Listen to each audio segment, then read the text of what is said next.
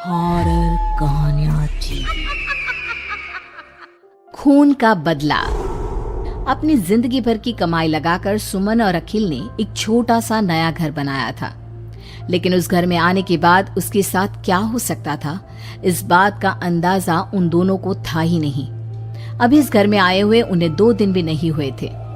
एक शाम जब अखिल घर में नहीं था तो किचन में खाना बनाते वक्त सुमन को ऐसा लगा जैसे किचन की दीवार के पीछे से किसी के बात करने की आवाज आ रही थी।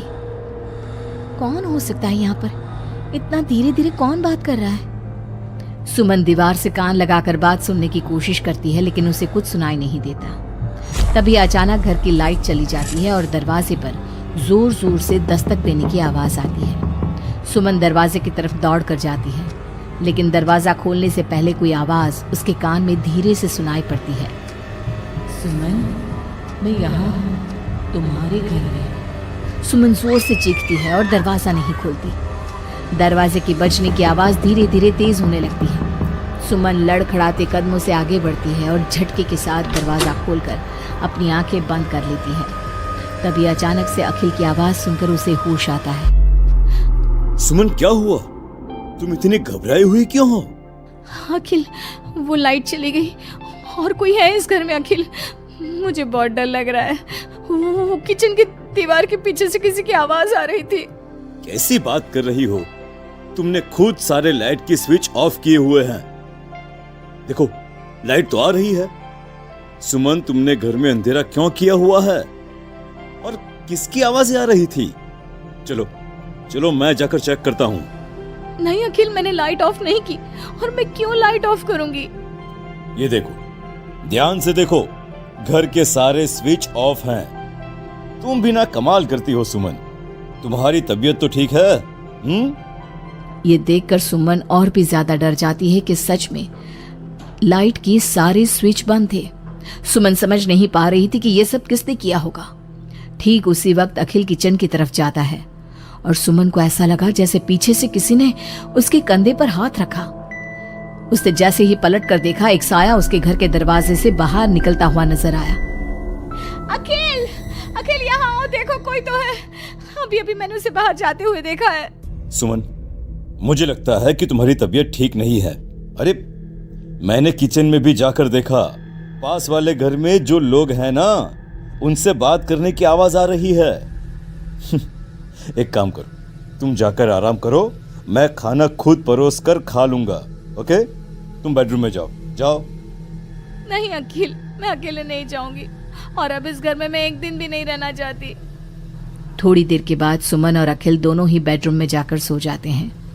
डर की वजह से सुमन को नींद नहीं आ रही थी, लेकिन फिर वो गहरी नींद में सो जाती है और सुबह जब सोकर उठती है तो उसने देखा कि अखिल ऑफिस के लिए तैयार हो गया था। अखिल, आप कहाँ जा रहे हैं? मुझे इस घर में अकेला छोड़कर आप कहीं नहीं जा सकते। देखो सुमन, मेरा ऑफिस जाना बहुत जरूरी है। कल तुम ऐसे ही डर गई थी। अब परेशान मत हो और मैं ब्रेकफास्ट बाहर कर लूंगा। ओके?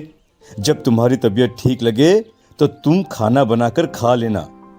और हाँ, अगर तुम कहो तो मैं तुम्हारे लिए बाहर से खाना भिजवा दूं।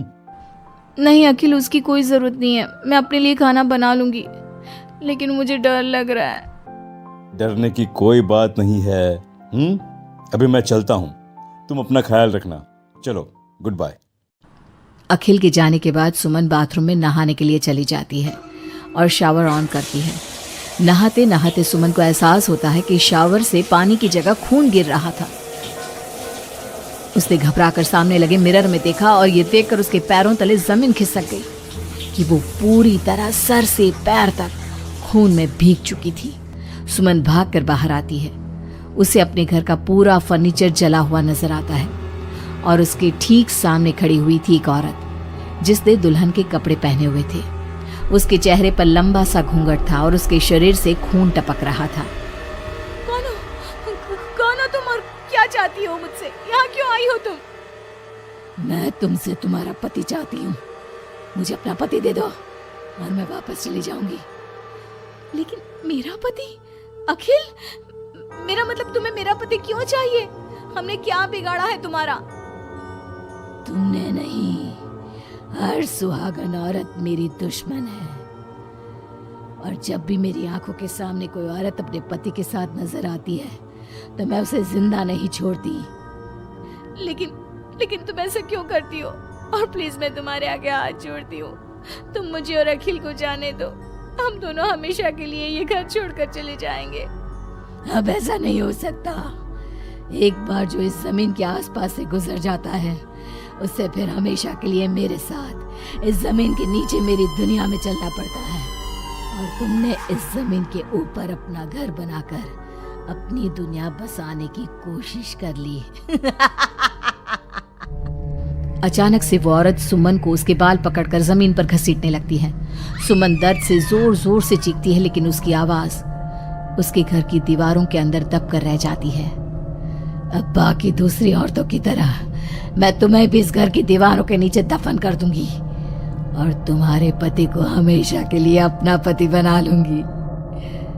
जानती हो, मेरी भी शादी हुई थी, लेकिन शादी के ठीक बाद मांग में सिंदूर भरकर मेरे पति ने गला घोट कर मेरी हत्या कर दी और इस जमीन के नीचे मुझे गाड़ दिया। बस तब से मेरी आत्मा यही भटक रही थी। मुझे भी सुहागन बनना है, मुझे भी पति चाहिए। छोड़ दो मुझे प्लीज, मुझे जाने दो। देखो तुम्हें पति चाहिए, तुम किसी और को अपना पति बना लो। मुझे और अखिल को जाने दो यहाँ से।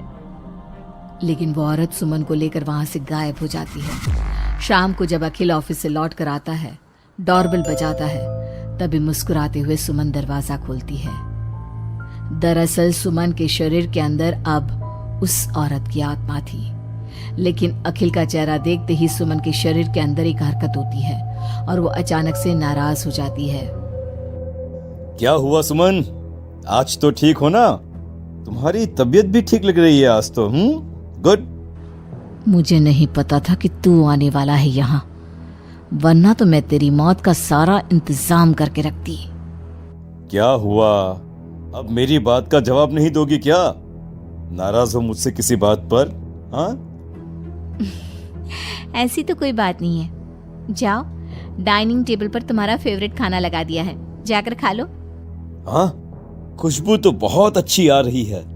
वैसे भी सुबह से कुछ खाया नहीं है। थैंक यू यार, मैं जल्दी से जाकर खाना खाता हूँ। ओके? अखिल जैसे ही खाने की कटोरे का ढक्कन हटाता है तो वो हैरान रह जाता है कि वहां पर सुमन का कटा हुआ हाथ था। उसमें पहनी हुई चूड़ियों से वो सुमन के हाथ को पहचान जाता है।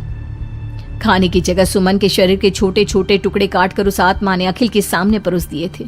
अखिल घबराकर वहां से भागने लगता है। तभी सुमन के शरीर में मौजूद वो आत्मा अपने असली रूप में आकर अखिल के सामने खड़ी हो जाती है। कौन हो तुम? और क्या किया तुमने मेरी पत्नी के साथ? इसका मतलब वो ठीक कहती थी कि इस घर में कुछ गलत है। कहाँ है मेरी सुमन? तुम्हारी सुमन के मैंने छोटे छोटे टुकड़े करके उसका खाना बना दिया और उसकी आत्मा को मैंने इस घर की जमीन के नीचे दफन कर दिया है। वो कैद हो गई है यहाँ हमेशा के लिए।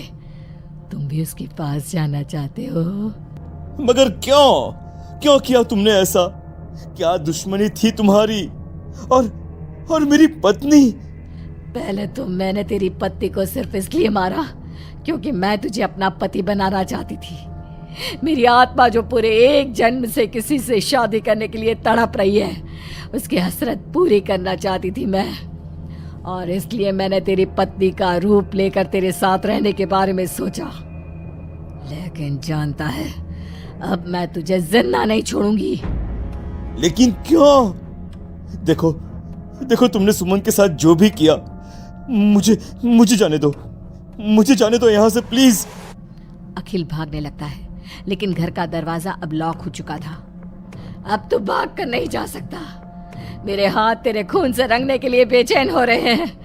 मेरा गला सूख रहा है, अब उसकी प्यास तेरे खून से ही बुझेगी। अरे लेकिन क्यों? तुम्हारी आखिर मुझसे दुश्मनी क्या है?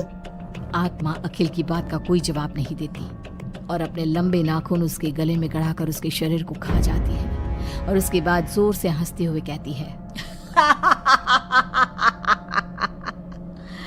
तेरा शरीर भले ही अखिल का शरीर है, लेकिन तेरे अंदर मेरे पिछले जन्म के उसी पति की आत्मा थी जिसने शादी से एक रात पहले गला दबाकर मेरी हत्या की।